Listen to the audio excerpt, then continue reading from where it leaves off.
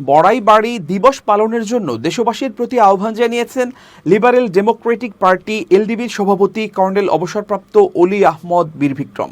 মঙ্গলবার গণমাধ্যমে পাঠানো এক বিবৃতিতে তিনি বলেন, 2001 সালের 18 এপ্রিল ভারতীয় সীমান্তরক্ষী বাহিনী বিএসএফ বড়াইবাড়ি গ্রামে ঢুকে নারকীয় তাণ্ডব চালায়। এর প্রতিবাদে তৎকালীন বিডিআর সদস্যরা তাদের উপর ঝাঁপিয়ে পড়ে। কুড়িগ্রামের রৌমারী সীমান্তের বড়াইবাড়ি গ্রামে টানা 6 ঘন্টা যুদ্ধ চলার পর ভারতীয় সীমান্তরক্ষী বাহিনী পিছু হটতে বাধ্য হয়। এতে 16 জন ভারতীয় সীমান্তরক্ষী বাহিনী মারা যায় এবং 2 জনকে আটক করা হয়।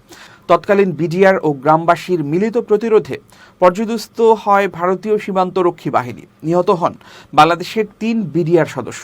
তারা সেদিন দেশপ্রেমের দৃষ্টান্ত স্থাপন করেন। তিনি বলেন, অত্যন্ত দুঃখের বিষয় হচ্ছে ওই দিন যারা শাহাদাত বরণ করেছে আমরা তাদের যথাযথ মর্যাদা দিতে পারিনি এবং স্মরণও করি না। এই ঘটনার পর থেকে স্থানীয়রা দিবসটি পালন করে থাকে।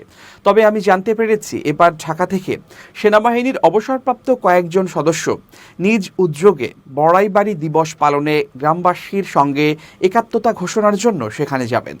তাদের অভিনন্দন জানাই। কর্নেল অলি বলেন, মহান মুক্তিযুদ্ধ সহ প্রতিটি গুরুত্বপূর্ণ আন্দোলনে যেসব বাঙালি বীরত্বপূর্ণ অবদান রেখেছেন তাদের অবদানকে প্রাথমিক ও মাধ্যমিক স্তরের পাঠ্যপুস্তকে অন্তর্ভুক্ত করা হোক।